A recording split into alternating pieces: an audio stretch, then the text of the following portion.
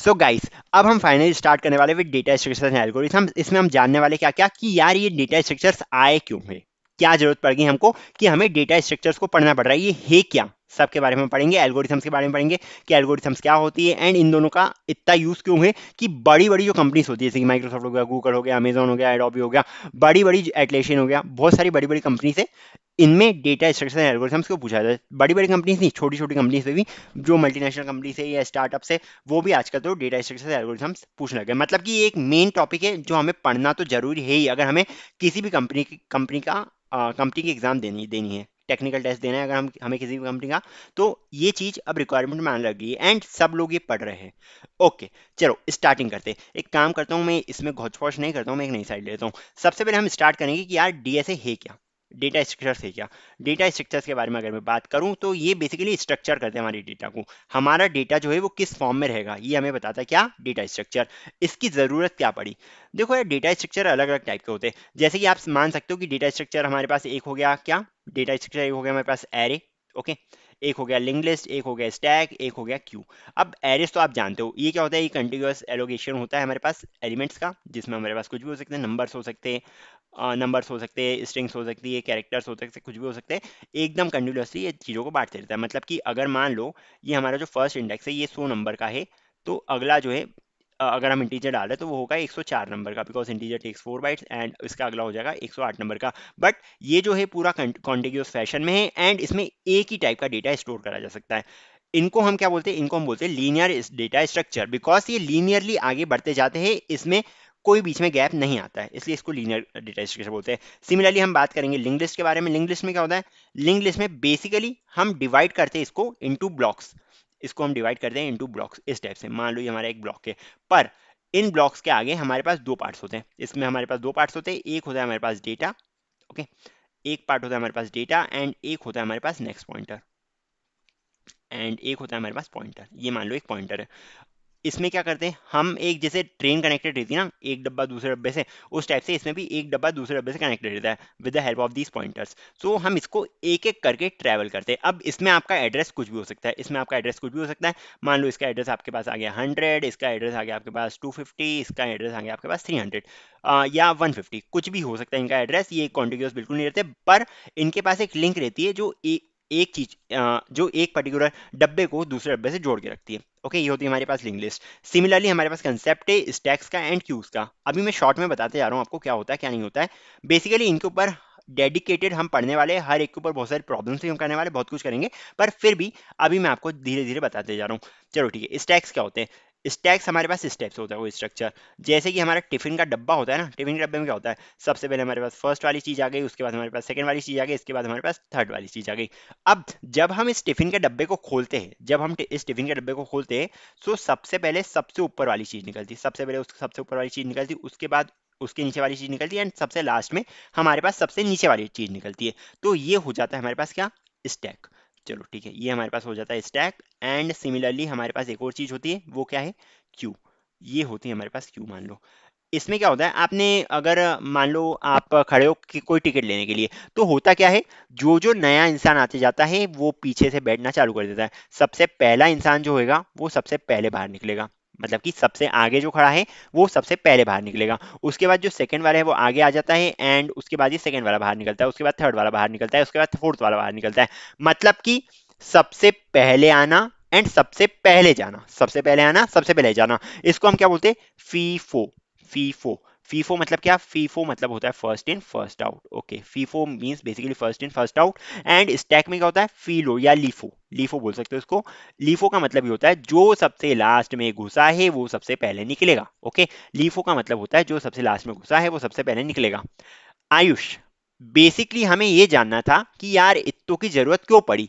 Basically use cases रहते कुछ, जैसे कि मान लो आपने एक एरे बना दिया, आपने एक एरे बना दिया जिसका साइज 50 है, पर अगर अगर हमें एरे के अंदर स्टोर करना है टोटल ऑफ 150 वैल्यूज, हम क्या करेंगे, हम उस एरे को बढ़ा नहीं सकते, हमें एक नया एरे क्रिएट करना पड़ेगा, जिससे हमारी स्पेस का लॉस होगा। क्यों, बिकॉज ये जो 50 एलिमेंट्स के लिए हमने एरे बनाया था ये तो वेस्ट हो गया, बिकॉज ये सारे के सारे एलिमेंट्स हमको एक दूसरे वाले एरे में डालने पड़ेंगे जिसमें हम स्टोर कर सकते हैं 150 एलिमेंट्स। अब मान लो हमें 150 भी नहीं चाहिए, 150 का हमने बना दिया पर 5 एलिमेंट और आ गए, तो हमें वो उस पूरे पूरा जो एरे बनाया था हमने उसके पूरे एलिमेंट्स को हमें कॉपी करना पड़ेगा एक अलग एरे में जिसके पास 155 एलिमेंट्स हो सकते हैं। इस टाइप से हमें करना पड़ेगा। तो इसमें हमारा टाइम बहुत जाएगा क्योंकि एक एक एलिमेंट को हमें ऊपर से नीचे एक एरे से दूसरे एरे में रखना पड़ेगा, तो इसमें हमारा टाइम बहुत जाएगा। तो इसलिए आई हमारे पास लिंक लिस्ट। लिंक लिस्ट क्या करती है? लिंक लिस्ट में आप डब्बे जोड़ते आ रहे हैं, आप एक डब्बा जोड़ो, दो डब्बे जोड़ो, तीन डब्बे जोड़ो, 1000 डब्बे जोड़ो, एक ही बात है, क्योंकि इसमें हमें बार बार स्ट्रक्चर को डिस्टर्ब नहीं करना पड़ रहा है,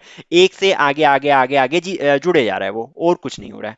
सो इसलिए हमारे पास लिंक लिस्ट आई। एंड सिमिलरली कुछ यूज केसेस होते हैं हमारे पास स्टैक एंड क्यू के भी, जहां पे हमें रिक्वायरमेंट रहती है। मान लो स्टैक में हमें क्या करना है, स्टैक में हमें कुछ ऑपरेशन ऐसे परफॉर्म करने हैं जिसमें हमें जो हमने आखिरी में घुसाया उसको सबसे पहले चाहिए, तो उस केस में हम यूज करते हैं स्टैक का। सिमिलरली क्यूज का भी हम यूज कर लेते हैं, किस केस में? जिसमें हमें जो हमने सबसे पहले घुसाया था वो हमें सबसे पहले ही चाहिए। मान लो हमने क्या करा है, हम एक क्यू में लगे हुए हैं, हम टिकट ले रहे हैं, तो जो सबसे आगे लगा है उसको सबसे पहले ही टिकट मिलने वाली है, जो सेकंड नंबर में लगा है उसको सेकंड नंबर पे टिकट मिलेगी। तो इस टाइप से होता है। तो इन सब के अलग अलग यूज केसेस होते हैं। ये बेसिकली डेफिनेशन है डेटा स्ट्रक्चर्स की। Data structures are basically the structures based on the use cases जिसको हम यूज करना चाहते हैं। एंड इसमें बेसिकली हम चाहते क्या है कि जिस टाइप का हम काम करना चाहे उस तरह का काम हो जाए। ओके, बस यही है। अब इसमें ये परफॉर्मेंस एंड एफिशिएंसी क्या होता है? परफॉर्मेंस एंड एफिशिएंसी को इम्पैक्ट करता है डेटा स्ट्रक्चर। कैसे, किस टाइप से? अगर हमने एरे बनाया है तो इसमें एक पर्टिकुलर एलिमेंट को ढूंढने के लिए कोई ना कोई टाइम खर्च होएगा। मान लो मुझे फिफ्थ नंबर का एलिमेंट ढूंढना है, तो यार इस केस में हमें पता है कि फिफ्थ नंबर का एलिमेंट जो है वो फोर्थ इंडेक्स पे प्रेजेंट है, तो हम फोर्थ इंडेक्स पे जल्दी से जा सकते हैं। पर अगर हम बात करें लिंक लिस्ट के बारे में, तो हमें फर्स्ट एलिमेंट पे जाना पड़ेगा, देन सेकंड एलिमेंट पे जाना पड़ेगा फर्स्ट एलिमेंट के थ्रू, फिर लिंक के थ्रू थर्ड एलिमेंट पे जाना पड़ेगा, एंड देन फोर्थ एलिमेंट पे जाना पड़ेगा। इस टाइप से काम होंगे। मतलब कि लिंक लिस्ट में ये ऑपरेशन करने के लिए टाइम थोड़ा ज्यादा लग जाएगा as compare to array. But link list के अपने अलग ऑपरेशन है, एरेज के अपने अलग ऑपरेशन है। चलो ठीक है, ये तो हमने बात कर ली किसकी? लीनियर डेटा स्ट्रक्चर्स की। सो लीनियर डेटा स्ट्रक्चर्स एक हमारे पास होते हैं। सिमिलरली हमारे पास होते हैं नॉन लीनियर डेटा स्ट्रक्चर्स। एक होते हैं हमारे पास नॉन लीनियर डेटा स्ट्रक्चर्स। इसमें हम बात करते हैं रिगार्डिंग ट्रीज। इसमें ट्रीज होते हैं हमारे पास, ग्राफ्स होते हैं, इनके खुद के अलग अलग यूज केसेस है। एक ट्री क्या होता है? देखो, अगर मैं बाइनरी ट्री के बारे में बात करूं तो आपके पास कुछ इस टाइप का स्ट्रक्चर होता है। मतलब कि एक एलिमेंट दो दूसरे एलिमेंट से कनेक्टेड रहता है। मान लो ये 1 है, ये 2 है, ये 3 है। इस टाइप से हमारे पास तीन एलिमेंट्स कनेक्टेड है एक दूसरे से। किस टाइप से? जी, इसको हम बोल सकते हैं root. This is basically the root element. अभी समझ में नहीं आएगा। ये जो होगा हमारे पास, ये चाइल्ड एलिमेंट से, ये इसको हम सिंपली बोल सकते हैं this is the left child. And the second one, मतलब कि ये वाला जो एलिमेंट है हमारे पास, ये है हमारे पास लेफ्ट चाइल्ड, एंड ये जो है ये हमारे पास है राइट चाइल्ड। ओके, इस टाइप से हम देखते हैं। तो ट्रीज के अलग अलग यूज केसेस होते हैं। बाइनरी ट्रीज हम क्यों बनाते हैं? बिकॉज एक एलिमेंट से दूसरे एलिमेंट पे जाना हमारे लिए आसान हो जाता है। एंड अगर हम यूज करते हैं बाइनरी सर्च ट्री, तो हमें एलिमेंट ढूंढना बेसिकली। सो ये ऑर्डर ऑफ लॉग एन में हो जाता है। अब आयुषी ऑर्डर ऑफ लॉग एन क्या है, चलो बताने वाला हूँ जब हम बात करेंगे टाइम एंड स्पेस कॉम्प्लेक्सिटी के बारे में। और ये वीडियोस में टाइम एंड स्पेस कॉम्प्लेक्सिटी के लिए ही पढ़ा रहा हूँ आपको। इसी तरीके से हमारे पास एक और फंक्शन होता है हैशिंग का। हैशिंग में क्या होता है? हम एक पर्टिकुलर एलिमेंट को एक जगह फिक्स कर देते हैं। हम कोई फंक्शन रन करते हैं जिसमें एक पर्टिकुलर एलिमेंट एक जगह पे जाता है। अगर वो जो फंक्शन है वो हमारा चलता है for the second element also, तो वो सेकंड एलिमेंट या तो चेन में आ सकता है, या फिर अगर हम लीनियर प्रोबिंग कर रहे हैं सो लीनियर प्रोबिंग पे वो एक नेक्स्ट स्टेप पे जा सकता है। इस टाइप से काम होता है। मतलब कि एलिमेंट को स्टोर करने का तरीका है हैशिंग में। हैशिंग जो है एलिमेंट को स्टोर करने का तरीका है। हम इसमें यूज करते हैं हैश टेबल्स या फिर हैश मैप्स। इसके बारे में हम पढ़ लेंगे। एक काम करते हैं, अभी इन सब के बारे में डिस्कशन नहीं करते हैं, ओके, बिकॉज अभी ये कुछ काम का नहीं है। हमें जो मेन चीज पढ़नी है वो है टाइम एंड स्पेस कॉम्प्लेक्सिटी। बस इस साइड को आप देखने के लिए रख सकते हो। एंड बेसिकली मैं कंटेंट्स के टाइम पे समझा दिया था कि क्या चीज कौन सी चीज क्या होती है वगैरह वगैरह। हमें बेसिकली अभी पढ़ना है क्या? Time and space complexity. यार, टाइम एंड स्पेस कॉम्प्लेक्सिटी क्यों पढ़ते हैं हम? देखो यार, हमारे पास जो एक चीज होती है क्या, हमारे पास हमें एक ऐसा सिस्टम चाहिए जो बहुत ही एफिशिएंट। हमें दो चीजों की रिक्वायरमेंट रहती है क्या? सबसे पहली एफिशिएंसी। एफिशिएंसी एफिशिएंसी क्या होती है? एफिशिएंसी ये होती है कि यार एक काम जो है वो कितने टाइम में परफॉर्म हो रहा है। ओके, एफिशिएंसी को मैं क्या बोल सकता हूँ कि कितना टाइम लग रहा है एक पर्टिकुलर टास्क को करने के लिए। Time taken to complete one task, उसमें मींस कितना टाइम लग रहा है एक पर्टिकुलर टास्क को कंप्लीट करने के लिए। अब एफिशिएंसी जितनी ज्यादा होगी, एफिशिएंसी अगर इंक्रीज होगी हमारी, किस टाइप से इंक्रीज होगी? अगर हमारा टाइम जो है वो कम लग रहा है, अगर हमारा टाइम जो है वो कम लग रहा है तो हमारी एफिशिएंसी इंक्रीज हो सकती है। ठीक है, तो इस टाइम कम करने को ही हम बोलते हैं टाइम कॉम्प्लेक्सिटी। टाइम कॉम्प्लेक्सिटी, इसको हमने नाम दिया है टाइम कॉम्प्लेक्सिटी। अब इसमें हमारे पास बहुत सारी चीज होती है, बताता हूँ मैं आपको धीरे धीरे। इसको हम बोलते हैं टाइम कॉम्प्लेक्सिटी। एंड एक और टर्म होती है हमारे पास कि यार एलिमेंट को कभी कभार एफिशिएंसी के लिए हम क्या बोल सकते हैं कि स्पेस इसको कम लेना चाहिए। स्पेस जो है अगर कम स्पेस पे काम हो जाए, मान लो आपने आपको एक चीज करनी थी, आपको मान लो अपना घर खड़ा करना था एंड वो भी कम से कम स्पेस ले एंड उसमें ज्यादा से ज्यादा काम हो सके, हमको एक ऐसा घर खरीद करना था, तो स्पेस अगर हम कम करते हैं तो एफिशिएंसी जो है वो ज़्यादा हो जाती है। ओके, स्पेस अगर कम रहेगी तो हमारा काम जल्दी हो जाएगा। मान लो आपके पास जो एक रैम है वो है 512 जीबी की रैम है, आपके पास एक 512 जीबी की रोम बोल सकते हो, रैम नहीं बोल सकते हो। ओके, सो 512 जीबी की रोम है। अब ये कितना स्पेस खा रही है, मान लो ये आपके पास एक प्रोग्राम P1 है, ये आपके पास एक प्रोग्राम P1 है, ये ले रहा है आपका 50 जीबी की मेमोरी ले रहा है। एंड एक प्रोग्राम है हमारे पास सेम जो सिमिलर फंक्शंस परफॉर्म कर रहा है, एक प्रोग्राम P2 है आपके पास जो सिमिलर फंक्शंस परफॉर्म कर रहा है, बट ये ले रहा है आपकी 120 जीबी, मान लो 120 जीबी। तो दोनों चीजें सिमिलर है, दोनों चीजें सिमिलर है, पर क्योंकि स्पेस इसकी कम है तो हम प्रेफर करेंगे कि P1 जो है उस प्रोग्राम को हम रन कर पाए, P2 को हम इग्नोर कर देंगे। अगर दोनों सेम है और हमें किसी एक को चुनना है तो हम ये P1 को ही चुनेंगे, बिकॉज ये जो है ये स्पेस कम ले रहा है। चलो ठीक है, पर क्या स्पेस और टाइम से डिसाइड करा जाता है कि सिर्फ स्पेस और टाइम से डिसाइड करा जाता है कि यार कौन सा कंप्यूटर पहले वर्क करेगा। मान लो हमने एक कंप्यूटर लिया है, ये हमारे बाबर आजम के ज़माने का कंप्यूटर है, इसमें आपके पास बोल सकते हो ग्राफिक्स वगैरह, इसमें ये मीडियम लेवल का कंप्यूटर है, ठीक है, ये जो है ये मीडियम लेवल का कंप्यूटर है। एंड सिमिलरली हमारे पास एक और कंप्यूटर है जो मान लो आपके पास किस टाइप का कंप्यूटर है, जो एकदम फास्ट वाला कंप्यूटर है आपके पास, ये एकदम फास्ट वाला कंप्यूटर है। अब अगर हम इसके ऊपर एक चीज इसके ऊपर एक प्रोग्राम रन करें, मान लो हमने इसके ऊपर P1 प्रोग्राम रन करवाया एंड सिमिलरली इसके ऊपर भी हमने P1 प्रोग्राम रन करवाया। अब हो क्या रहा है, प्रोग्राम तो एक ही है, स्पेस सेम ले रहा है एंड टाइम इसको सेम लगता होगा, बट हो क्या रहा है, मीडियम वाले कंप्यूटर में इसका रिस्पॉन्स आ रहा है स्लो आ रहा है, बिकॉज इसमें क्या है, इसमें प्रोसेसर की दिक्कत आ गई है। प्रोसेसर इसमें पुराना वाला लगा है या फिर जो कम डेटा स्टोर कर सकता है उस टाइप का प्रोसेसर लगा है। एंड फास्ट वाले में क्या हो रहा है, फास्ट वाले में फास्ट रन कर रहा है, क्यों, बिकॉज इसमें प्रोसेसर अच्छा लगा है। तो यार हम ऐसा नहीं बोल सकते कि हमें सिर्फ टाइम और स्पेस पे ही ध्यान देना है। कभी कभार तो ऐसा भी होता है कि यार जो आपका रूम का टेम्परेचर है, कभी कभार ऐसा भी होता है कि आपके रूम का टेम्परेचर है या फिर आपने कितनी फाइल्स खोल के रखी है, इस पे भी ये डिपेंड कर जाता है। कभी कभी अगर आपके कंप्यूटर का टेम्परेचर जो है वो ज़्यादा है उस या फिर उसके ऊपर लोड जो है वो ज़्यादा है, तो ये सिंपली बेसिकली स्लो परफॉर्म करेगा। एंड लोड वगैरह कम है तो आपके पास जो मीडियम लेवल का कंप्यूटर था वो भी फास्ट परफॉर्म कर सकता है अगर हमारे पास कंडीशन सारी अच्छी हुई है तो। ओके, कभी कभी ये भी हो सकता है कि ये फास्ट परफॉर्म कर दे तो, बट बट है क्या इसमें दिक्कत कि यार प्रोसेसर वगैरह तो हम बदल सकते हैं आसानी से। ओके, आसानी से बदल सकते हैं। एंड अभी तो ऐसे ऐसे प्रोसेसर आ गए कि यार ये जो टेम्परेचर है आपके पास कितना स्टोरेज ले रहा है वगैरह वगैरह, इसकी डिपेंडेंसी रही नहीं है। हाँ, बात करते हैं टाइम कॉम्प्लेक्सिटी और स्पेस कॉम्प्लेक्सिटी के बारे में, मतलब कि टाइम और स्पेस के बारे में। अब देखो हम उस जनरेशन में पहुंच चुके हैं कि यार हमारे पास 1 TB की हार्ड डिस्क बहुत सस्ते भाव में आ जाती है, तो स्पेस की दिक्कत नहीं है, हम स्पेस हमारे कंप्यूटर में बढ़ा सकते हैं आसानी से। 1 TB 2 TB अगर ज़्यादा से ज़्यादा हुआ तो 10 TB का आप मेमोरी यूज़ कर सकते हो, इतनी स्पेस जैसे रिक्वायरमेंट रहती नहीं है, पर फिर भी स्पेस अब हमारे लिए बहुत सस्ती हो गई है। पहले अगर आप देखो पेन ड्राइव कितनी महंगी आती थी, हार्ड डिस्क कितनी महंगी आती थी, पर अब धीरे धीरे धीरे धीरे चीजें कम होते जा रही, बिकॉज हमें पता चल गया है कि यार स्पेस की दिक्कत है ही नहीं, मेन दिक्कत जो आ रही है हमारे पास वो है टाइम की। टाइम टाइम अगर कम लगेगा तो हमारा प्रोग्राम अच्छे से रन करेगा और यूजर का एक्सपीरियंस थोड़ा अच्छा रहेगा।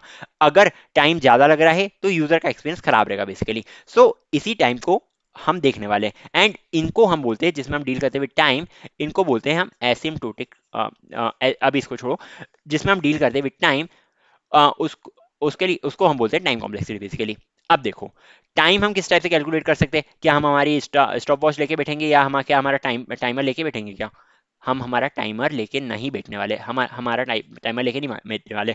मान लो हमारे पास एक फॉर लूप है जो रन कर रहा है 1 से लेकर n तक, एंड ये n ऑपरेशंस को परफॉर्म कर रहा है।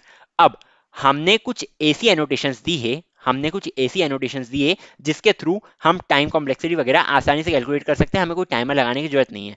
बेसिकली हम कर क्या रहे हैं, हम एक अप्रोक्सीमेट टाइम लगा रहे हैं, या फिर हम इस तरह से कैलकुलेट करें कि यार इसका रेट ऑफ ग्रोथ क्या है, इसका रेट ऑफ ग्रोथ, हम बेसिकली उसका रेट ऑफ ग्रोथ निकाल रहे हैं। ओके, रेट ऑफ ग्रोथ किस टाइप से निकलता है? अगर मैं बात करूं रेट ऑफ ग्रोथ निकालने की, तो ये इसको हम बोल सकते हैं कि इसको एन टाइम लग रहा है, इसको एन टाइम लग रहा है।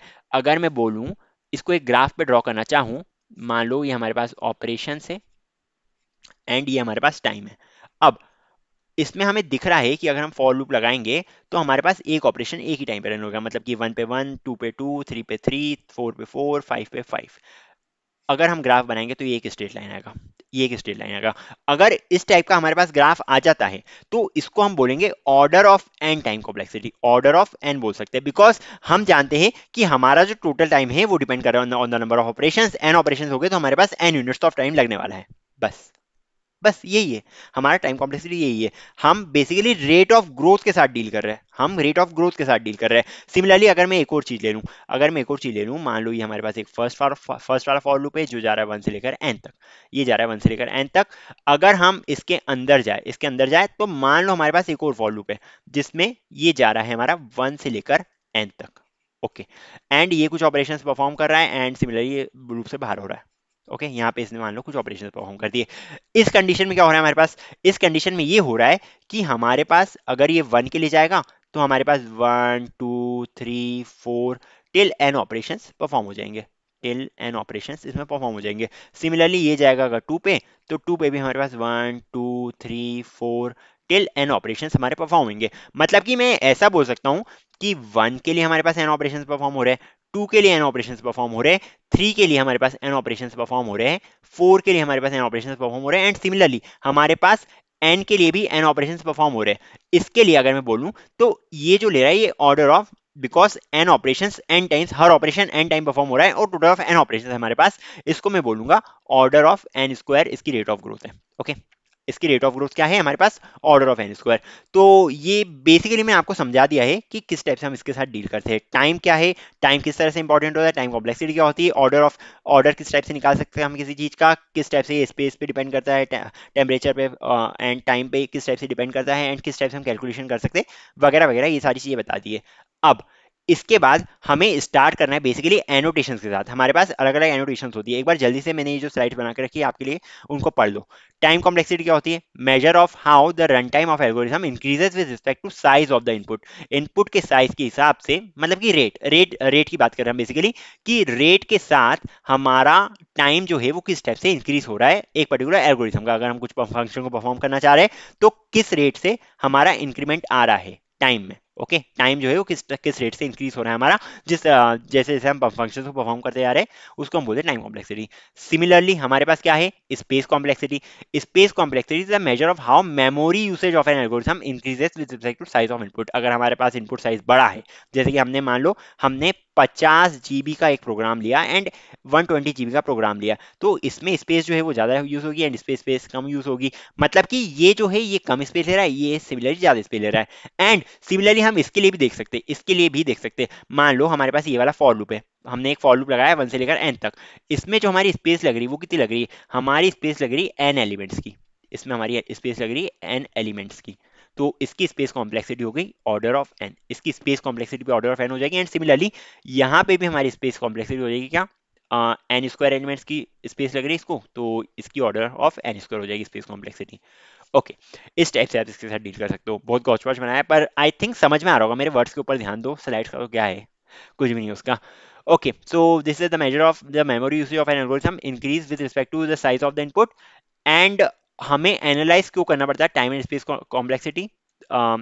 बिकॉज अगर टाइम कम लगेगा तो एफिशिएंसी ज़्यादा होगी, टाइम ज़्यादा लगेगा तो एफिशिएंसी कम होगी। सिमिलरली अगर स्पेस कम होगी तो यूज़र ज़्यादा प्रेफर करेगा कि यार उस पर्टिकुलर चीज़ को ले। पर स्पेस की आजकल दिक्कत नहीं है, बिकॉज बड़ी बड़ी पेन ड्राइव्स, हार्ड डिस्क वगैरह सब कुछ आ चुकी है, एसएसडी स्टोरेज, बहुत कुछ चीज़ें आ चुकी है जिसके थ्रू स्पेस की रिक्वायरमेंट कम हो गई। स्पेस हमारे पास बहुत है, खतरनाक वाली स्पेस है, तो स्पेस की रिक्वायरमेंट थोड़ी कम हो गई है। हमें जो डील करना है बेसिकली टाइम के साथ डील करना है, टाइम को हमें कम से कम करने की कोशिश करना है। एंड डेटा स्ट्रक्चर के थ्रू हम यही अचीव करने की कोशिश करते हैं कि हमारा टाइम जो है वो कम से कम लगे।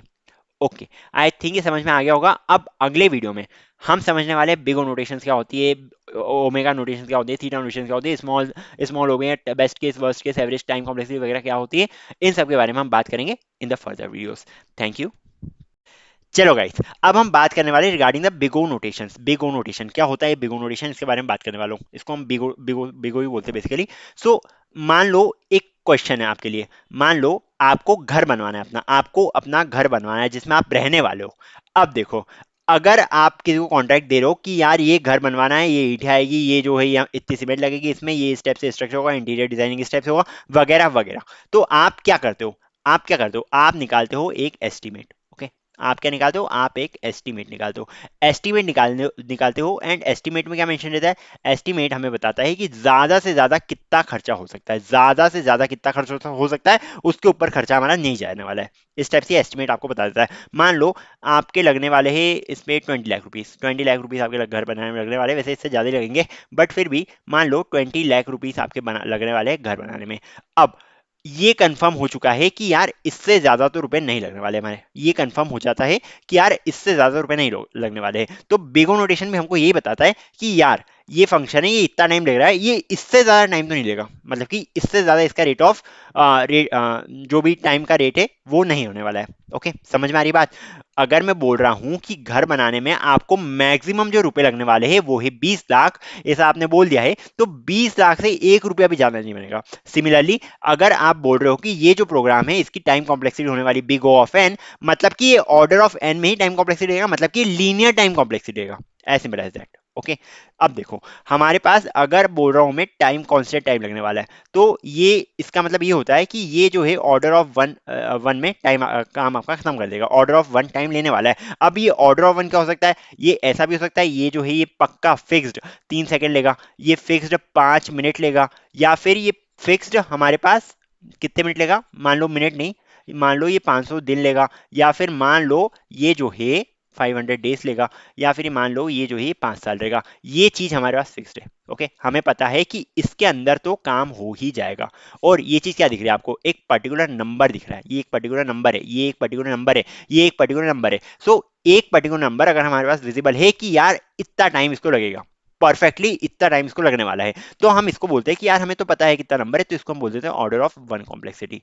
अगर मान लो मैंने लिया एक फॉर लूप अगर मैं ले रहा हूं 1 से लेकर 5 तक इसको रन करवा रहा हूं, 1 से लेकर 5 तक रन करवा रहा हूं। अब आप ऐसा नहीं बोल सकते हो कि इसकी टाइम कॉम्प्लेक्सिटी जो है वो ऑर्डर ऑफ एन होगी, ऑर्डर ऑफ एन नहीं है इसकी टाइम कॉम्प्लेक्सिटी, बिकॉज हमें पता है जो लास्ट डिजिट ट्रेवल करने वाला है वो है 5 बेसिकली, मतलब कि ये लूप जो है वो 5 बार रन होगा। अब क्योंकि ये 5 बार रन होगा, ये जो हो जाएगी हमारी क्या क्या हो जाएगी, ये कांस्टेंट टाइम कॉम्प्लेक्सिटी हो जाएगी, मतलब कि order of one time complexity हो जाएगी। ऐसा नहीं लिख सकता आप कि ऑर्डर ऑफ 5 है ये, इसको आप सिंप्लीफाई कर दोगे ऑर्डर ऑफ वन के अंदर। Okay, so it will B order of one time complexity.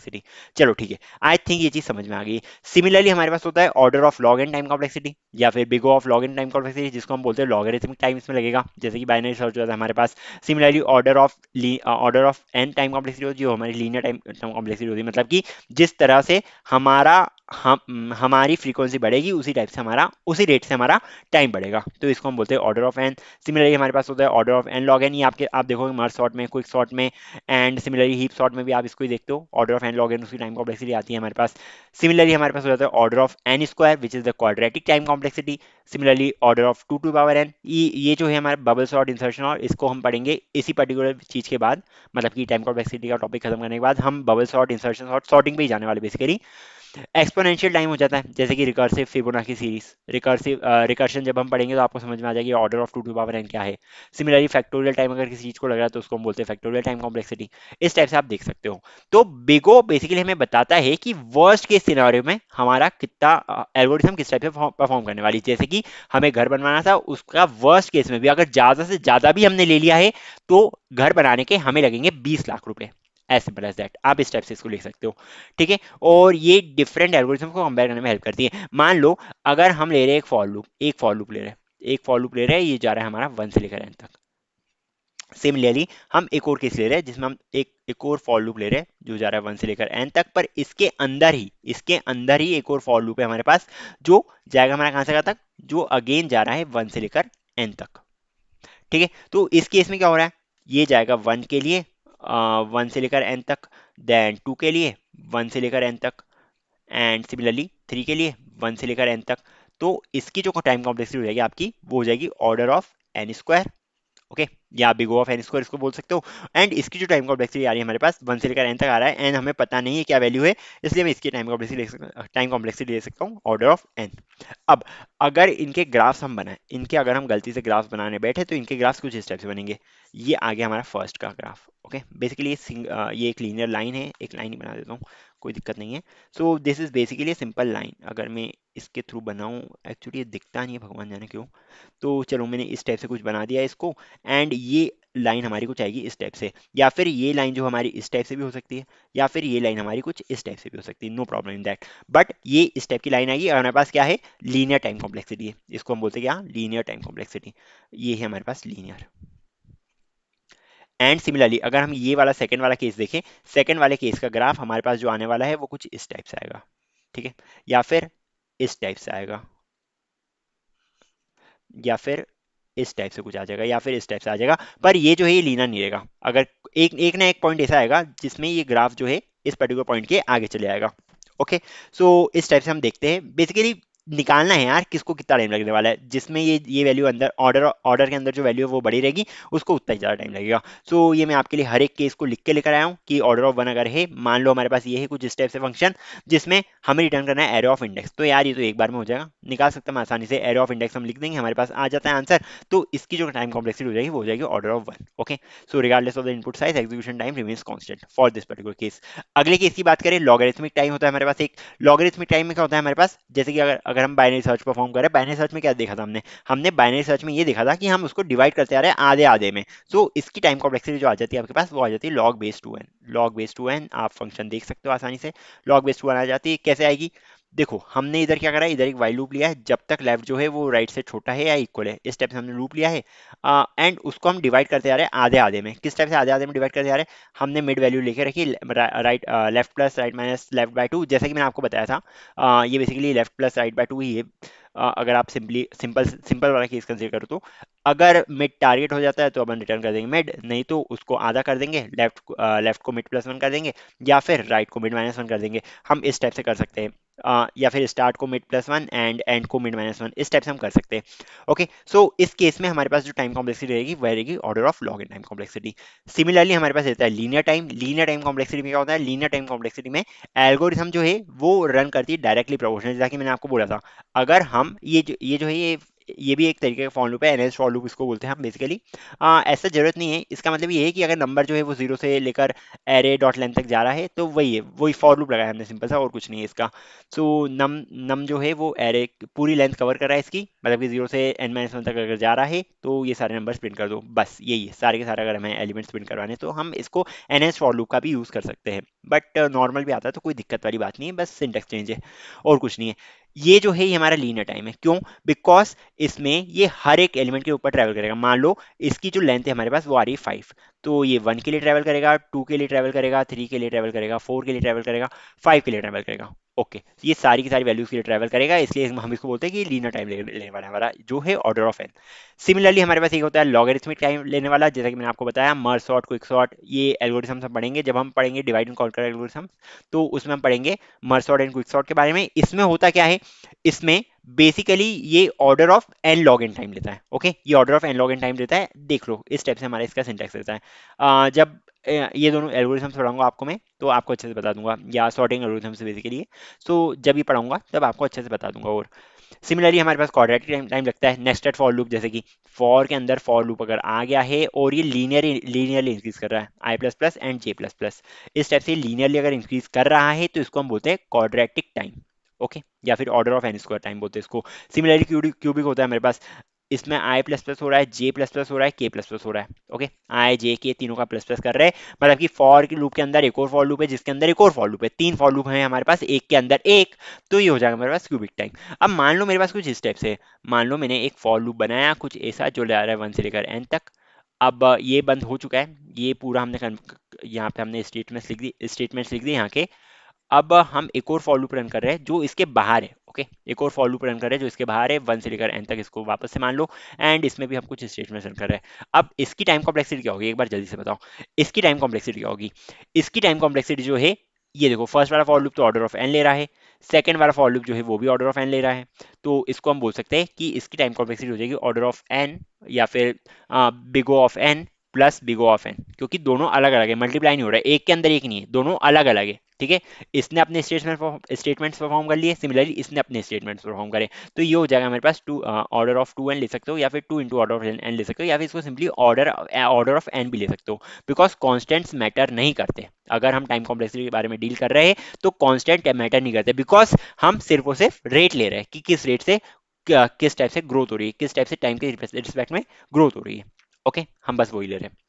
I think समझ में आ रहा होगा। सिमिलरली हमारे पास होता है एक्सपोनेंशियल टाइम। अगर आप फिबोनाची सीरीज को लेते हो यूजिंग रिकर्शन, रिकर्शन की मदद से आप फिबोनाची सीरीज को लेते हो, तो इसमें order of two to power N time लगता है, एंड रिकर्शन में आप जो भी केस लेते हो order of N to the power N time ही लगता है, order of two the power N time लगता है। मतलब एन कुछ भी हो सकता है, या m to the power N time लगता है, इस टाइप से आप बोल सकते हो। ये हम पढ़ेंगे रिकर्शन जब हम पढ़ेंगे, जिसमें अभी बहुत टाइम है थोड़ा। सो जब रिकर्शन पढ़ेंगे इसके बारे में और समझ आ जाएगा, एंड ये सबसे वर्स्ट टाइम कॉम्प्लेक्सिटी है। ओके, क्योंकि इतना ज्यादा टाइम लग रहा है, order of two to power N, and इससे वर्स्ट कॉम्प्लेक्सिटी जो है वो है हमारे पास N to the power N. Okay, ये उससे भी वर्स्ट टाइम कॉम्प्लेक्सिटी है। सो इस टाइप की टाइम कॉम्प्लेक्सिटी आती है, तो ये बहुत ही वर्स्ट कॉम्प्लेक्सिटी है, इसको हमें अवॉइड करना है। इसको हम जितना ऑप्टिमाइज कर सकते हो, ऑप्टिमाइज मतलब इसकी टाइम कॉम्प्लेक्सिटी जितना कम कर सके हम उतनी करने की हमें कोशिश करनी चाहिए वैसे तो। चलो ठीक है, ये समझ में आ गया है। सिमिलरली हमारे पास होता है फैक्टोरियल टाइम, इसको भी आप लिख सकते हो n to the power n, as simple as that. इसको भी आप n to the power n लिख सकते हो, n to the n factorial order कुछ नहीं होता है, इसको आप simply n to the power n लिख दोगे, ये भी आपका करेक्ट है। चलो ठीक है, एक और होती है हमारे पास स्क्वायर रूट। अगर हम लेके चल रहे क्या, ये मैंने प्राइम नंबर के लिए आपको बताया था बीच में केस, कि हम इसमें I square less than equal to N कर देंगे, एंड इसके लिए आपको मैंने बताया भी था कि ऐसा क्यों कर रहे हैं हम फॉर प्राइम केस। चलो ठीक है, इस टाइप से अगर हम लेके चलते हैं तो इसकी टाइम कॉम्प्लेक्सिटी आ जाएगी order of square root of N. Similarly exponential time complexity आ जाएगी इस केस में। अब जल्दी से एक और चीज समझ लो, एक और चीज ये समझनी है आपको, कि अगर मैं लिख रहा हूँ एक फॉर लूप है, ओके, ये मान लो हमारे पास एक फॉर लूप है जो जा रहा है वन से लेकर एन तक, ये जा रहा है वन से लेकर एन तक, यहाँ पे हमने कुछ स्टेटमेंट्स लिखे हैं। अब ऐसा हो सकता है, ऐसा हो सकता है कि आप कोई एग्जाम दे रहे हो एंड वहां पे आपको कोई मतलब मल्टीपल चॉइस क्वेश्चन है, आपके पास एक ऑप्शन गिवन है order of n, order of N square, order of n cube, and order of one. आपके पास मान लो चार ऑप्शन गिवन है, एंड इसमें से कितने भी ऑप्शन सही हो सकते हैं। तो यार इस कंडीशन में ये ऑप्शन सही है, ये ऑप्शन भी सही है। ये ऑप्शन सही क्यों है? बिकॉज यार हम तो मैक्सिमम लेके चल रहे हैं ना, कि इससे ज्यादा तो लगेगा ही नहीं। अगर मैं बोल रहा हूं कि आपको एक पेन लाने के लिए मैक्सिमम जो है वो 100 रुपए लगेंगे, 100 रुपए लगेंगे, और अगर मैं बोलूं मैक्सिमम आपको 1000 रुपए लगेंगे, क्या बात सेम है? क्या बात सेम है? हाँ सेम है, मतलब 1000 जो है 1000 से तो कम ही लग रहे हैं ना, सिमिलरली 100 से कम ही लग रहा है। इस पर्टिकुलर वैल्यू से हमको जो अमाउंट पे करना पड़ रहा है वो बेसिकली कम ही है। तो ये ऑर्डर ऑफ एन के इक्वलेंट है, ऑर्डर ऑफ एन क्यूब भी ऑर्डर ऑफ एन स्क्वायर के इक्वलेंट है, ये ऑर्डर ऑफ एन स्क्वायर के इक्वलेंट है, एंड या फिर एन स्क्वायर जो है वो एन क्यूब के इक्वलेंट है, एंड एन क्यूब जो है वो, इस टाइप से आप कर सकते हो। बेसिकली ऐसा बोल सकता हूँ मैं, ऑर्डर ऑफ एन जो है आपका वो इक्वल है ऑर्डर ऑफ एन स्क्वायर के, एंड ये इक्विवेलेंट है ऑर्डर ऑफ एन क्यूब के। ठीक है, बात समझ में आ रही है आपको? ये इक्विवेलेंट है ऑर्डर ऑफ एन क्यूब के। तो अगर आपको ये एग्जामिनेशन देने जा रहे हो, वहां पे आपसे पूछा है कि इसकी टाइम कॉम्प्लेक्सिटी क्या है, तो ये तीनों के तीनों ऑप्शन सही रहेंगे। पर अगर उनने गलती से पूछ लिया कि सबसे ज्यादा ऑप्टिमाइज्ड टाइम कॉम्प्लेक्सिटी क्या है, ठीक है, वर्ड को समझ के चलो, ऑप्टिमाइज्ड, ऑप्टिमाइज्ड टाइम कॉम्प्लेक्सिटी जो है हमारे पास, ऑप्टिमाइज सबसे ज्यादा अगर पूछ लिया हमसे, तो एक ही ऑप्शन सही होगा, which is order of n. मतलब कि सबसे करीब है, जो इसके सबसे करीब है, वो टाइम कॉम्प्लेक्सिटी कौन सी है? वो टाइम कॉम्प्लेक्सिटी आपकी आ रही है order of n. So this will be the correct answer, अगर हमसे पूछा है सबसे ज्यादा ऑप्टिमाइज टाइम कॉम्प्लेक्सिटी हमें निकालना है तो। I think big O notations आप समझ गए होंगे। ओके, बिग ओ नोटेशंस आपको समझ में आ गई होगी आसानी से। अब कुछ और नोटेशंस होती है, जैसे कि थीटा नोटेशन होती है हमारे पास, एक ओमेगा नोटेशन होती है, स्मॉल नोटेशन होती है, स्मॉल ओमेगा नोटेशन होती है, इस टाइप की अलग अलग नोटेशंस होती है, जिनके बारे में हम बात करेंगे। इस वीडियो को लंबा नहीं करना चाहता, इसलिए बाकी बची हुई सबके बारे में बात करेंगे हम अगले वीडियो में। Okay, so thank you. चलो गाइस आगे बढ़ते हैं, अब हम पढ़ने वाले regarding the big omega notation. अब देखो यार, ये जो बिग ओमेगा का साइन है वो कुछ इस टाइप के साइन रहता है इसका, एंड ये हमें बताता है कि यार मिनिमम मिनिमम जो है अमाउंट वो कितना लगने वाला है। ठीक है, मान लो आपने एक बिल्डिंग बनाई है, मिनिमम, ये मिनिमम अमाउंट रिप्रेजेंट करता है बेसिकली। मान लो आपको वही अपना घर बनवाना है घर बनवाने के लिए मिनिमम कॉस्ट कितनी लगेगी। आप बोल सकते हो ये कॉस्ट जो है हमारी 1 रुपये भी हो सकती है, ये कॉस्ट जो है हमारी 2 रुपये भी हो सकती है, ये कॉस्ट जो हमारी 50,000 रुपये भी हो सकती है, ये कॉस्ट जो है हमारी 1 लाख भी हो सकती है, पर ओरिजिनल कॉस्ट कितनी है 20 लाख रुपए। ओरिजिनल कॉस्ट इज 20 लाख रुपए। तो ये किस टाइप से डील करता है, ये सबसे छोटी वैल्यू के साथ डील करता है कि यार मिनिमम इतने रुपए तो लगने ही है, मिनिमम इतने रुपए तो लगने ही है। ओके, सॉरी, मतलब ये बताना चाहता है आपसे, जैसे कि आपको ये घर बनवाना है, तो ये घर जो है आपका टोटल बन रहा है 20 लाख रुपीज में। अगर हम बिग ओ नोटेशन देखें तो ये बन रहा है 20 लाख रुपीज में। पर आप बोल रहे हो कि मेरे मिनिमम 1 रुपए तो लगेंगे ही, तो बात सही तो है। ये मैं मैक्सिमम लेके थोड़ा चल रहा हूँ कि यार मैक्सिमम 20 लाख रुपए लगेंगे, ऐसा तो मैं बोल रहा हूँ। मैं ऐसा सिंपली बोल रहा हूँ कि यार मिनिमम इस घर को बनाने के लिए मेरे 1 रुपए तो लगने ही वाले हैं, या फिर मेरे मेरे 50,000 रुपए तो लगने ही वाले, या फिर मेरे कम से कम या फिर मेरे मिनिमम मिनिमम से मिनिमम मेरे 1 लाख रुपए तो लगने ही वाले, आप इस टाइप से बोल सकते हो। ओके, सो यही बताता है हमें स्मॉल ओमेगा नोटेशन। अब अगर मैं इधर कुछ केसेस की बात करूं, अगर मैं इसको लिख दूं कि ये हो रहा है हमारे पास ओमेगा ऑफ 1, तो क्या ये सही है? हाँ, ये बिल्कुल सही है। अगर मैं इस केस को लिख दूं कि ये हमारे पास हो रहा है ओमेगा ऑफ एन, तो क्या ये सही है? हाँ, ये बिल्कुल सही है।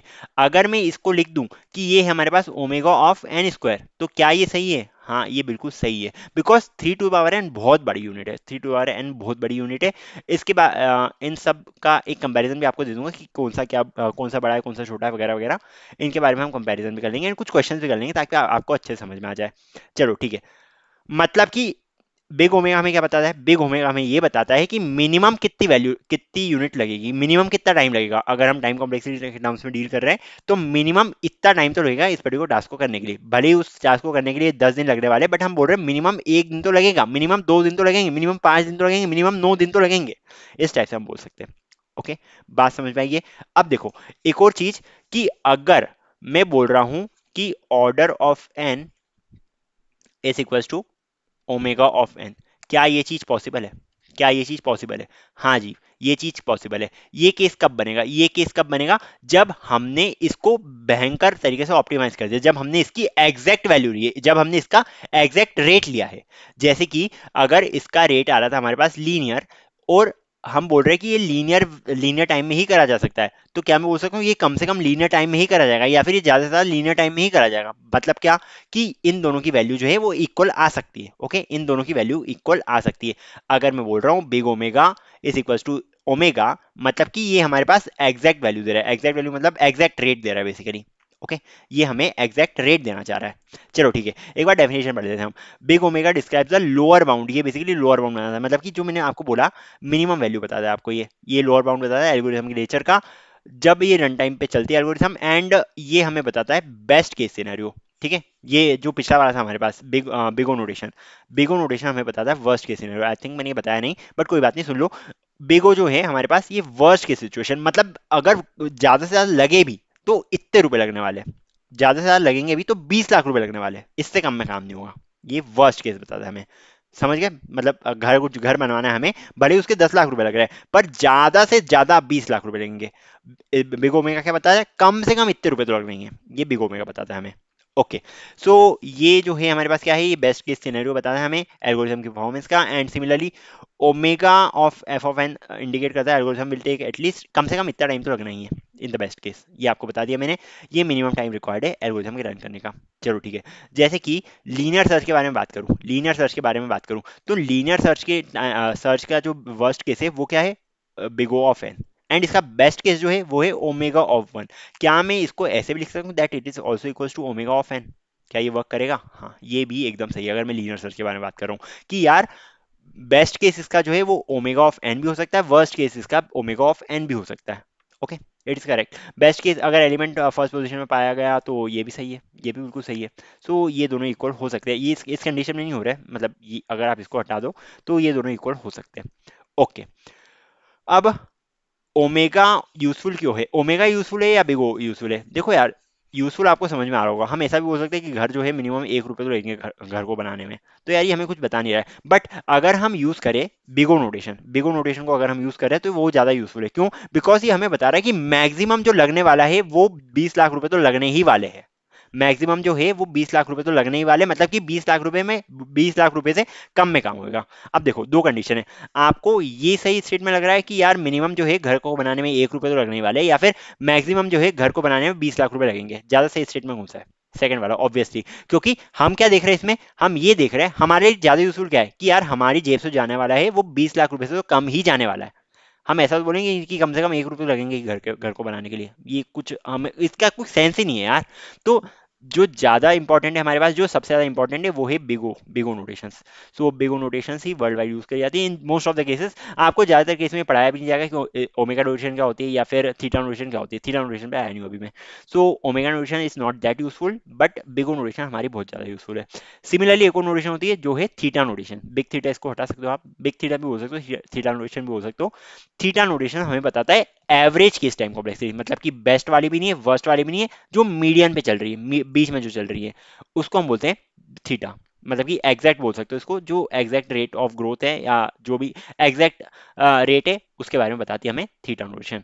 Big theta provides a tight bound, ये टाइट बाउंड प्रोवाइड करती है, ना तो सबसे कम ना तो सबसे ज्यादा, मतलब ये बीच में रहती है। ये बीच में रहती है किसके, सबसे कम हो गई हमारे पास मान लो ओमेगा, एंड इसके बाद आती है हमारे पास थीटा, एंड इसके बाद आती है हमारे पास बिगो नोटेशन। अब इसमें ये भी है कि ये इक्वल भी हो सकते हैं, सब के सब इक्वल भी हो सकते हैं। अगर omega notation is equal to big O notation हो गए हमारे सामने, तो वो इक्वल हो जाएगी सिंपली थीटा नोटेशन के। ये कंडीशन तब आएगी, मान लो अगर हमारे पास ओमेगा ओमेगा ऑफ एन लिखा है, एंड अगर हमारे पास लिखा है बिग ओ ऑफ एन, तो ये कंडीशन अगर हमारे पास गिवन है, तो ये सिंपली आपको बता देगा कि हम बात करें theta of N time complexity के बारे में, जिसका एवरेज केस जो है वो थीटा ऑफ एन है। इस टाइप से आप बोल सकते हो। तो यार अब कुछ लोग बोलेंगे तो ये तो ज्यादा अच्छी हुई ना, ये तो हमें एग्जैक्ट बता रही है किस रेट से क्या हो रहा है, बट कभी कभार इसको निकालने में टाइम बहुत ज्यादा लग जाता है। या फिर आप ऐसा बोल सकते हो कि अगर हम मैक्सिमम वर्स्ट वाला केस कंसीडर करके चले, ऐसा सुने कि यार बेस्ट भी नहीं हो रहा है वर्स्ट भी नहीं हो रहा है, एवरेज केस लेके चल रहे हैं हम, वर्स्ट केस को हम सबसे बेस्ट मानते हैं बेसिकली। आप ऐसा समझ सकते हो कि यार हम ऐसा तो बोल नहीं सकते कि यार मिनिमम अगर 1 रुपए खर्च हो रहे हैं, मैक्सिमम 20 लाख रुपए खर्च हो रहे हैं, तो हमारे average on an average 10 lakh रुपए के आसपास खर्चा आएगा, पर असली में जो खर्चा आ गया वो 15 लाख आ गया। दिक्कत वाली बात हो जाएगी ना, एज सिंपल एज दैट। इसलिए इसका भी ज्यादा यूज हम यूज नहीं करते, थीटा नोटेशन का भी ज्यादा यूज नहीं होता है। यूज जो होता है वो बेसिकली बिगो नोटेशन का ही होता है, इसको ध्यान रख लो बस, और कुछ नहीं पढ़ना है हमें। ठीक है। Big theta provides the tight bound of algorithm run time, इसके बाद बता दिया मैंने आपको, ये बताता है एल्गोरिथम रन टाइम को एग्जैक्टली, ये जो है ये एग्जैक्टली फंक्शन ऑफ एन के थ्रू रन करता है, एंड ये दोनों अपर बाउंड लोअर बाउंड ये प्रोवाइड कर देता है हमें। ये हमें बेसिकली एवरेज केस बताता है। ओके। जैसे कि अगर मैं बात करूं मर्ज सॉर्ट में, हमारे पास बेस्ट केस जो होता है वो होता है theta theta of N log N, worst case भी theta of N log N होता है। मतलब कि इस कंडीशन में ये मतलब इसको आप बोल सकते हो, बेस्ट केस में आप लगा सकते हो, क्या सॉरी ये सिंबल्स गलत लगे, बेस्ट केस में आप ओमेगा लगा सकते हो, एंड वर्स्ट केस में आप ये लगा सकते हो। अगर ये दोनों मैच कर रही तो ये बेसिकली आपका हो जाएगा theta of N log N.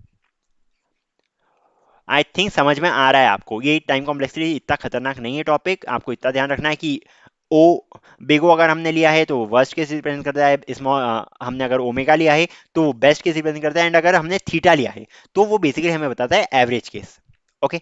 So big theta useful कहाँ होता है, ये बहुत ज़्यादा प्रिसाइज अंडरस्टैंडिंग देता है एल्गोरिथम की परफॉर्मेंस का, एंड ये हेल्प करता है आइडेंटिफाई करने में एल्गोरिथम के बिहेवियर को, ज़्यादातर केस में, ज़्यादातर मतलब कि एवरेज केस में, कि अगर हमने 1000 एंट्रीज लिए तो 1000 में से जो हमारा एवरेज निकल रहा है ये एवरेज केस वाला बेसिकली थीटा थीटा नोटेशन में। अब और कुछ नोटेशन है हमारे सामने, वो शायद तक मैंने लिख के नहीं लाया हूँ, बट जान लो। एक होती है हमारे पास small O notation, small O notation होती है हमारे पास एक, एक होती है हमारे पास स्मॉल ओमेगा नोटेशन, जिसको हम इस टाइप से रिप्रेजेंट करते हैं। ओके। तो ये दो नोटेशन और होती है हमारे पास। स्मॉल ओ नोटेशन हमें ये बताता है, ये बेसिकली हमारे पास वर्स्ट केस नहीं होता, ये वर्स्ट केस से ज़्यादा होता है। ये जो है ये बेसिकली आपका आने वाला है, मैं अगर ऐसे लिख दूं इसको, आपके पास दो और केसेस होते हैं, वैसे इतना नीड नहीं है इसका। आप अगर लिख लो ऑर्डर ऑफ एन, तो ये हमेशा बड़ा ही रहेगा जो हमारी एवरेज केस आ रहा है उससे, थीटा ऑफ एन से ये हमेशा बड़ा ही रहने वाला है। ओके। हमेशा बड़ा ही रहेगा, मैंने इक्वल टू का साइन नहीं लगाया है, मतलब कि क्या इसमें तो मैं इक्वल टू का साइन लगा रहा था, पर इसमें इक्वल टू का साइन नहीं लगेगा। काम ये उसके ही करता है, किसका, बिग ओ नोटेशन की तरह ही करता है, बट ये इक्वल नहीं होता है, ये एवरेज केस के इक्वल नहीं होता है, ये ध्यान रखना। एंड अगर मैं बात करूं स्मॉल ओमेगा, जिसको मैं इस टाइप से रिप्रेजेंट करता हूं स्मॉल ओमेगा ऑफ एन, ये हमेशा हमारा लेस देन होता है थीटा ऑफ एन से, बस इतना जान लो, इनकी ज्यादा रिक्वायरमेंट नहीं है हमें। ठीक है। ये एग्जैक्ट टाइट बाउंड नहीं बताता, ये भी एग्जैक्ट टाइट बाउंड नहीं बताता, ये उससे मतलब ये इससे कम, ये इससे ज़्यादा ही वैल्यू देगा हमें, एंड ये जो है ये इससे कम ही वैल्यू देने वाला है। बस एज सिंपल एज दैट, इतना ही ध्यान रख लो, काफ़ी है। चलो ठीक है।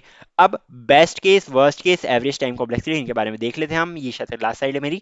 बेस्ट केस के बारे में अगर मैं बात करूं, scenario where algorithm perform the fewest steps, सबसे कम स्टेप्स परफॉर्म करेगा एल्गोरिथम। वर्स्ट केस, जब एल्गोरिथम सबसे ज्यादा स्टेप्स, ज्यादा से ज्यादा इतना ही होगा, उससे ज्यादा क्या होगा, बस कम से कम इतना तो होगा ही, बस ऐसे ध्यान रख लो। एवरेज केस, ये आती है हमारे पास ओमेगा, ओमेगा नोटेशन, ये आती है हमारे पास बिगो नोटेशन, एंड ये आती है हमारे पास theta notation, as simple as that. Okay. Expected time the algorithm takes for a random input. Expected time मतलब यार इतना, इतने के आसपास लगेगा, इसके आसपास लगेगा ये टाइम हमारे हमको, तो ये बताता है हमें average case which is theta notation. Similarly अगर कुछ एग्जांपल्स के बारे में बात करें, तो best case of linear search होता है हमारे पास order of N, and worst case of bubble sort होता है हमारे पास ऑर्डर ऑफ एन स्क्वायर, अगर पूरा का पूरा एरे रिवर्स हो गया तो। एंड बेस्ट केस का बात है कि अगर हमारे पास एलिमेंट जो है वो फर्स्ट एलिमेंट ही निकला वो, तो हमारे पास ऑर्डर ऑफ वन टाइम निकलेगा, या फिर सेकंड एलिमेंट निकला, ज़्यादा एन तक हमें जाना नहीं पड़ा, सो ये हो जाएगा ऑर्डर ऑफ वन। इस तरह से आप देख सकते हो। आई थिंक मैंने पूरी मेहनत कर दी है, आपको एक एक चीज समझा दी regarding time complexity, space complexity, किस टाइप से होते हैं हमारे पास नोटेशंस। हमने पढ़ा बिगो नोटेशंस के बारे में, हमने पढ़ा स्मॉल नोटेशंस के बारे में, हमने पढ़ा ओमेगा नोटेशंस के बारे में, हमने पढ़ा स्मॉल ओमेगा नोटेशंस के बारे में, एंड हमने पढ़ा थीटा नोटेशंस के बारे में विथ एग्जांपल्स। आपको इतने सारे एग्जांपल्स भी करवाए मैंने। अब ये मत बोलना कि यार नोटेशंस हमें समझ में नहीं आए, इससे इजी टॉपिक कुछ हो नहीं सकता है। बस आपको आपको करना क्या रहता है बेसिकली, आपको स्मॉल ओ को कन्वर्ट करना पड़ता है। जैसे कि अगर कोई प्रॉब्लम है हमारा जो ले रहा है order of n cube time, आपको कोशिश करना है कि इस प्रॉब्लम को आप ऑर्डर ऑफ एन स्क्वायर में कन्वर्ट कर दो, एंड अगर इससे भी कम हो पाए तो आपको कोशिश करना है कि इसको आप ऑर्डर ऑफ एन टाइम में कन्वर्ट कर दो, इस पर्टिकुलर प्रॉब्लम को आप ऑर्डर ऑफ एन टाइम में सॉल्व कर दो, मतलब कि इसको जो टाइम लगना चाहिए वो ऑर्डर ऑफ एन लगना चाहिए, या फिर बिगो ऑफ एन लगना चाहिए, as simple as that. Okay. I think everything is clear regarding ये जो मैंने आपके आपके सामने बात करी है। ठीक है। चलो ठीक है। हमारा टाइम कॉम्प्लेक्सिटी एंड मतलब कॉम्प्लेक्सिटी एनालिसिस का चैप्टर होता है खत्म, एंड बस अब फिर हम वापस से स्टार्ट कर देंगे। जो हमें अगले वीडियोस में हम शायद तक सॉर्टिंग स्टार्ट करेंगे, एंड उसके बाद 2D एरेस एंड बहुत सारी चीज़ें जो बची हमारी वो कंटिन्यू करते रहेंगे। बीच में मैंने ये टॉपिक को इंट्रोड्यूस कर दिया है। सो होप मज़ा आया होगा थोड़ा। अगर अच्छे लग रहे वीडियोस तो प्लीज़ यार लाइक वगैरह कर दिया करो। चलो bye bye, thank you. So hello guys, welcome again. कुछ पार्ट हमारा रह गया था टाइम कॉम्प्लेक्सिटी का, सो उसके बारे में हम डिस्कशन करने वाले हैं इस पर्टिकुलर वीडियो में। ओके। सो क्या क्या पॉइंट्स है, देखो यार, अगर कभी आपके पास इस टाइप से कोई लूप दिया है, मान लो आपको दिया है फॉर लूप एक, सो आपको मान लो इस टाइप से फॉर लूप दिया है, यहाँ पे कुछ लिखा हुआ है, एंड देन ये जो फॉर लूप है ये हो रहा है यहाँ पे एंड। ओके, ये वाला जो फॉर लूप है यहाँ पे हो रहा है एंड, एंड यहाँ से हमारा एक और फॉर लूप खुल रहा है। ये एक एग्जांपल दे रहा हूँ आपको, यहाँ से हमारा एक और फॉर लूप खुल रहा है, एंड देन ये यहाँ से स्टार्ट हो रहा है, यहाँ से हो रहा है एंड। अब क्या कोई मुझे बता सकता है कि इसकी टाइम कॉम्प्लेक्सिटी क्या होने वाली है। ये मान लो जा रहा है 1 से लेकर n तक, और एक एक का इंक्रीमेंट होते जा रहा है। ओके, ये जा रहा है 1 से लेकर m तक मान लो अब, या n तक ही मान लो, m तक मान लो, चलो कोई दिक्कत नहीं है, और एक एक का इंक्रीमेंट होते जा रहा है। अब मुझे क्या कोई बता सकता है कि यार इसकी टाइम कॉम्प्लेक्सिटी क्या होने वाली है। देखो यार, इसमें इस केस में क्या होगा, ये जो ऊपर वाला लूप है इसमें हमारी टाइम कॉम्प्लेक्सिटी आएगी ऑर्डर ऑफ एन, मतलब कि बिग ओ ऑफ एन की, एन की। एंड जो सेकंड वाला फॉर लूप है ना, उसमें हमारी टाइम कॉम्प्लेक्सिटी आएगी और big O of m, it will be big O of m. तो अगर मुझे इस पूरे प्रोग्राम की, पूरे के पूरे प्रोग्राम की अगर मुझे टाइम कॉम्प्लेक्सिटी निकालनी है, then it will be basically order of N plus m. क्यों? बिकॉज अलग अलग ग्रुप है, हम देख रहे हैं कि इन दोनों का टाइम जो है वो ऐड में आएगा, ऐड होएगा। ओके, सो इसकी टाइम कॉम्प्लेक्सिटी जो होगी हमारे पास order of N plus M. पर इसमें हम क्या करेंगे, इसमें हम सिर्फ ऑर्डर ऑफ एन ही लिखेंगे, ऑर्डर ऑफ एन या ऑर्डर ऑफ एम ही लिखेंगे। ऐसा क्यों? ऐसा इसलिए क्योंकि अगर ऐड भी कर दोगे तो ये तो लीनियर ही है ना। मान लो n की जगह m होता, तो हम क्या लिखते हैं, हम इसको ऑर्डर ऑफ टू एन लिख देते हैं, है ना, इसको हम ऑर्डर ऑफ टू एन लिख देते हैं। बट इसमें हम कॉन्स्टेंट्स को कंसिडर नहीं करते। Okay, constants are not considered, constants are not considered, not considered.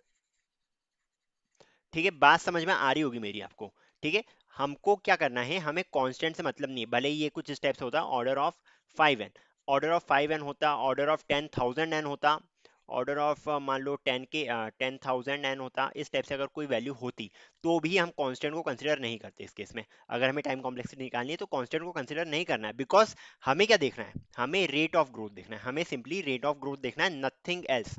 तो इस केस में भी जो हमारी टाइम कॉम्प्लेक्सिटी आएगी that is basically order of n only. ठीक है, ये पॉइंट तो समझ में आ गया। अब मान लो आपके पास कुछ इस टाइप की सिचुएशन आ रही है, आपके पास किस टाइप की सिचुएशन आ रही है, आपके पास कुछ इस टाइप से आ रहा है कि आपको दिया है एक इक्वेशन दिए, या फिर आप मान सकते हो कि टाइम कॉम्प्लेक्सिटी दी है। Time complexity is basically equal to 2n² plus n plus 5। ये आपकी टाइम कॉम्प्लेक्सिटी आ रही है, अगर आप कोई प्रोग्राम लिख रहे हो तो उसकी टाइम कॉम्प्लेक्सिटी आ रही है। इस केस में हमें क्या करना है, हमें जो सबसे ज्यादा पावर की वैल्यू है, जो सबसे बड़ी वैल्यू है, हमें सिर्फ उसको ही कंसीडर करना है। ओके, जो सबसे बड़ी वैल्यू होगी वही हमारी टाइम कॉम्प्लेक्सिटी होगी। मतलब कि इसकी जो टाइम कॉम्प्लेक्सिटी आ रही है हमारे पास ऑर्डर ऑफ एन स्क्वायर आ रही है, बाकी एन प्लस 5, क्योंकि ये टर्म्स जो है ये छोटी है, एन प्लस 5 ये टर्म्स जो है ये छोटी है, इसलिए इनको हम इग्नोर मार देते हैं। ठीक है, इसको हम इग्नोर मार देते हैं। आपको क्या करना है, आपको सिर्फ ऑर्डर ऑफ एन स्क्वायर ही इसमें लेके चलना है। सिमिलरली अगर मान लो आपके पास क्या होता, अगर आपके पास होता ये आपकी टाइम कॉम्प्लेक्सिटी है 3n³ plus 5n² plus 6n+8, इस टाइप से अगर आपकी कोई टाइम कॉम्प्लेक्सिटी आती है, तो इस केस में आप क्या लिखते हैं, ऑर्डर ऑफ, बताओ जल्दी, ऑर्डर ऑफ n³ लिख देते इस केस में, एकदम सही, ऑर्डर ऑफ n³। पर आयुष हम देखेंगे किसे, हमें पता कैसे चलेगा कि यार इसका ये जो पावर है ये ज्यादा रेट ऑफ ग्रोथ है, ये कम रेट ऑफ ग्रोथ है। इस केस में तो हमें समझ में आ रहा है कि ये क्योंकि क्वाड्रेटिक इक्वेशन है, क्यूबिक इक्वेशन है, इस टाइप से बन रहा है। बट अगर कोई अजीबोगरीब इक्वेशन दी है तो हम देखेंगे किसे कि कौन सी बड़ी है कौन सी छोटी है। इसके लिए हम यूज करते हैं ग्राफ्स का। सो बेसिकली मैंने बना के तो नहीं लाया हूं मैं graph, so we can just search on the internet. मैं खोल रहा हूं गूगल क्रोम एंड इस पे मैंने सर्च कर लिया है graph for complexities, graph for time complexity. Okay, so मैंने ये सर्च कर लिया है एंड आपको इस टाइप से ग्राफ मिल जाएगा। ओके, ये चीट शीट आप ये वाली खोल सकते हो या जो भी खोलना है। सो ये मुझे थोड़ी अच्छी दिख रही है, so what you can do, you can just a second में खोल देता हूँ इसको। हाँ, देखो, अगर आपकी टाइम कॉम्प्लेक्सिटी आ रही है लॉग एन के इक्वल, लॉग एन के इक्वल आ रही है या ऑर्डर ऑफ 1 आ रही है, तो वो कुछ इस टाइप का दिखेगी। ओके, वो कुछ इस टाइप की दिखेगी। होप आपको ये सब दिख रहा होगा, नहीं दिख रहा है तो मैं और बड़ा कर देता हूँ इसका size, no problem in that. Size मैंने इसका कर दिया है बड़ा। हाँ, अब देखो, ये जो है हमारे पास ये क्या है, ऑर्डर ऑफ एन या ऑर्डर ऑफ 1। ठीक है, ऑर्डर ऑफ एन या order of 1, order of n और ऑर्डर ऑफ 1 कुछ इस टाइप से देंगे, ऑर्डर ऑफ 1 कुछ ऐसे जाएगा, ऑर्डर ऑफ एन जो है वो थोड़ा सा एकदम धीरे धीरे से कर्व लेगा। Okay, so this is basically order of 1 time complexity. ठीक है, ऑर्डर ऑफ 1 टाइम कॉम्प्लेक्सिटी ये हो गई हमारे पास, order of log N time complexity ये हो गई है। So order of L log N. ठीक है, बात समझ में आ रही है आई थिंक। ठीक है, सिमिलरली अगर हम बात करें ऑर्डर ऑफ किसके किसके बारे में, ऑर्डर ऑफ एन के बारे में, तो ऑर्डर ऑफ एन जो होता है वो एक सीधा कर्व होता है। This is basically order of N. Similarly अगर हम बात करें ऑर्डर ऑफ लॉग एन के बारे में, तो ये रहा आपके पास curve, order of log N इस टाइप से आएगा, ऑर्डर ऑफ एन स्क्वायर इस टाइप से आएगा, order of 2 to the power N इस हिसाब से आएगा, ऑर्डर ऑफ एन फैक्टोरियल इस टाइप से आएगा, and similarly order of N to the power N भी कुछ इसी टाइप से आने वाला है हमारा। ओके, अब जो जिसकी टाइम कॉम्प्लेक्सिटी ज्यादा होगी तो वो ये वाला है, ये सबसे ज्यादा टाइम कॉम्प्लेक्सिटी, ये उससे कम, ये उससे कम, दिस वन उससे कम, ये वाला उससे कम, ये वाला उससे कम, ये वाला सबसे कम। ओके, इस टाइप से हम टाइम कॉम्प्लेक्सिटी कैलकुलेट करते हैं। मान लो अगर हमें इक्वेशन दिए, क्या इक्वेशन दिए, ऑर्डर ऑफ मान लो 2 to the power n plus n factorial plus n log n, कुछ इस टाइप की अगर मान लो आपको इक्वेशन दी है, इसकी टाइम कॉम्प्लेक्सिटी क्या होगी, अब इसकी टाइम कॉम्प्लेक्सिटी अगर हम देखें तो that is basically equals to order of N factorial. क्यों, बिकॉज इस ग्राफ में हम देख सकते हैं, आसानी से हम देख सकते हैं कि एन फैक्टोरियल की टाइम कॉम्प्लेक्सिटी सबसे ज्यादा है, या फिर n to the power n की टाइम कॉम्प्लेक्सिटी सबसे ज्यादा है। Basically n factorial n to the power n से ही हम डिनोट करते हैं बेसिकली। सो इसकी टाइम कॉम्प्लेक्सिटी सबसे ज्यादा है, तो इसकी ये स्टेप्स आ जाएगी। इस ग्राफ को आपको याद रखना है। ओके, इस ग्राफ को आपको याद रखना है, बिकॉज टाइम कॉम्प्लेक्सिटीज में यही की ग्राफ हमारी मदद करने वाला है। ओके, सो आई थिंक हमने अच्छे से समझ लिया ऑर्डर ऑफ एन क्या मतलब सारी एसिम्प्टोटिक नोटेशंस को एंड किस टाइप से हम कैलकुलेट करते हैं वगैरह वगैरह, सब कुछ हम अच्छे से समझ चुके हैं। अब अगले वीडियोस में हम बात करने वाले रिगार्डिंग सॉर्टिंग मेथड्स के बारे में पढ़ेंगे, देन 2D एरेज के बारे में पढ़ेंगे, स्ट्रिंग्स वगैरह बहुत कुछ है अभी पढ़ने के लिए। सो बढ़ते हैं आगे। Bye bye.